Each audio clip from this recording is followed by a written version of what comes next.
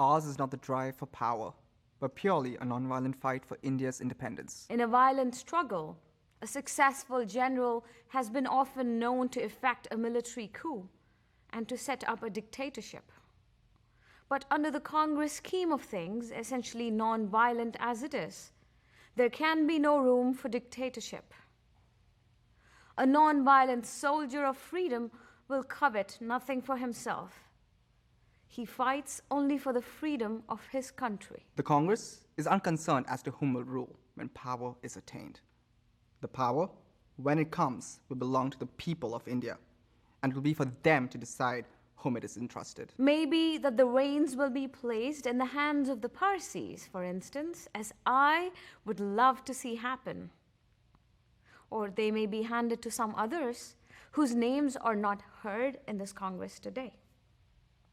It will not be for you to object, saying this community is microscopic, or that party did not play its due part in the freedom struggle. Why should it have all the power? Ever since its inception, the Congress has kept itself meticulously free of communal taint. It has thought always in the term of the whole nation and has acted accordingly. I know how imperfect our ahimsa is and how far away we are still from the ideal. But in ahimsa, there is no final failure or defeat. I have faith, therefore, that if, in spite of our shortcomings, the big thing does happen, it will be because God wanted to help us by crowning with success our silent, unremitting sadhana for the last 22 years. I believe that in the history of the world, there has not been a more genuinely democratic struggle for freedom than ours. I read Carlyle's French Revolution while I was in prison. And Pandit Jawaharlal has told me something about the Russian Revolution. But it is in my conviction that inasmuch as these struggles were fought with the weapons of violence, they failed to realize the democratic ideal. In the democracy which I have envisaged, a democracy established by non-violence, there will be equal freedom for all. Everybody will be its own master. It is to join a struggle for such democracy that I invite you today.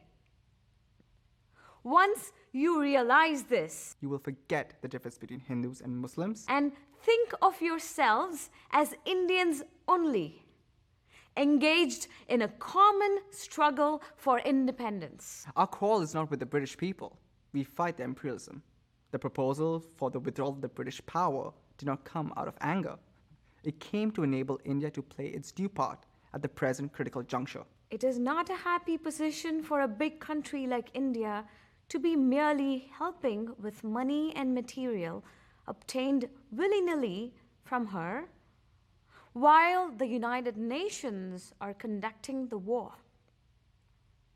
We cannot evoke the true spirit of sacrifice and valor so long as we are not free. I know the British government will not be able to withhold freedom from us when we have made enough self-sacrifice. We must therefore purge ourselves of hatred. Speaking for myself, I can say that I have never felt any hatred. As a matter of fact, I feel myself to be the greater friend of the British now, more than ever. One reason is that today they are in distress. My very friendship, therefore, demands that I should try to save them from their mistakes. As I view the situation, they are on the brink of an abyss. It, therefore, becomes my duty to warn them of their danger, even though it may, for the time being, anger them to the point of cutting off the friendly hand that is stretched out to help them. People may laugh. Nevertheless, that is my claim. At a time when I may have to launch the biggest struggle of my life, I may not harbor hatred against anybody.